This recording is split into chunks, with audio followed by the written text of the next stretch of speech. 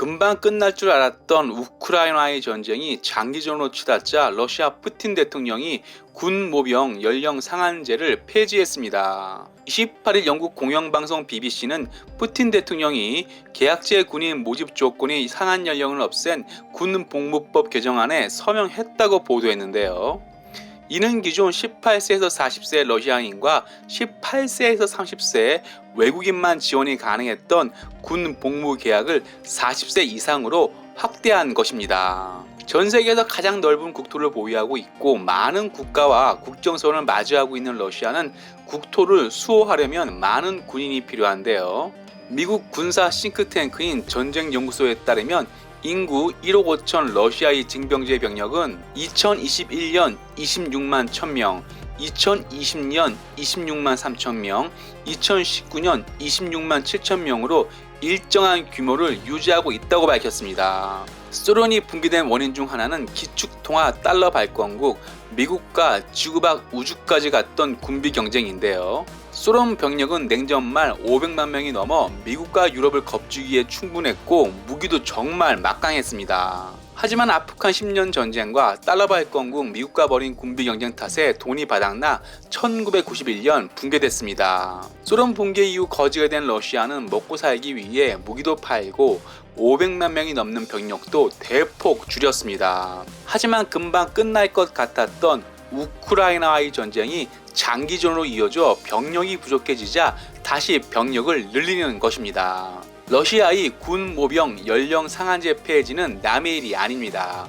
이유는 한국도 러시아와 같이 병력이 줄고 있기 때문입니다. 현재 한국군 병력은 53만 명인데요.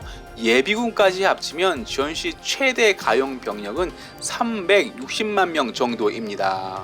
얼핏 들으면 한국군 병력은 충분한 것 같지만 앞으로 한국군 병력은 병역기간 단축과 저출산으로 인한 인구수 감소로 줄어들 수밖에 없습니다. 한국 병력 감소는 정말 너무 심각합니다.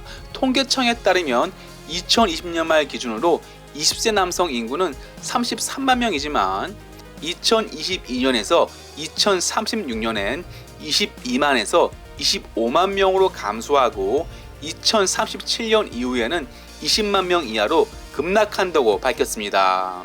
이 추세가 이어진다면 2030년부터는 심각한 병력 부족 현상에 시달릴 것입니다. 그럼 병력 부족을 해결하기 위한 방법은 어떤 것이 있을까요? 첫 번째는 현역 예비군 복무 기간을 늘리는 것입니다. 이 방법은 올바른 방법인 출산율을 늘리는 것에 비하면 미봉책이지만 가장 빨리 실현 가능한 방법으로 현재 18개월 복무 기간을 시간을 두고 점차 늘려 24개월까지 늘리면 병역 감소에 대처할 수 있는 시간을 벌 수 있습니다. 두 번째는 여성 징병제 도입입니다. 한국은 분단 국가인데도 여성은 징집 대상이 아닌데요.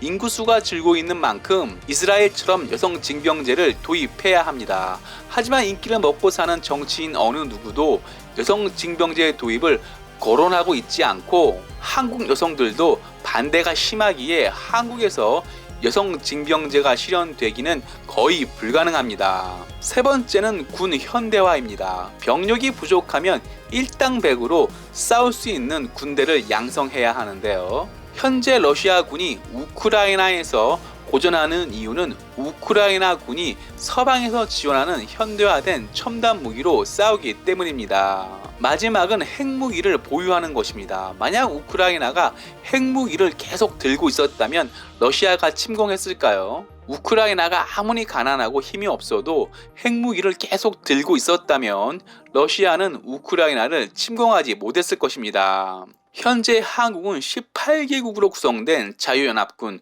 유엔사와 미군이 주둔하고 있기에 아무도 건들지 못하고 있지만 그래도 전쟁이 난다면 우리 땅에서 우리가 피 흘리고 우리가 싸워야 하기에 병력 부족은 우리 스스로 해결해야 합니다. 매번 강조하지만 우리 국민들이 우리나라를 위해 목숨 걸고 싸울 때 미국도 우리나라를 도와주는 것입니다. 와튜브 마치겠습니다. 유익했다면 구독, 좋아요, 회원 가입 부탁합니다.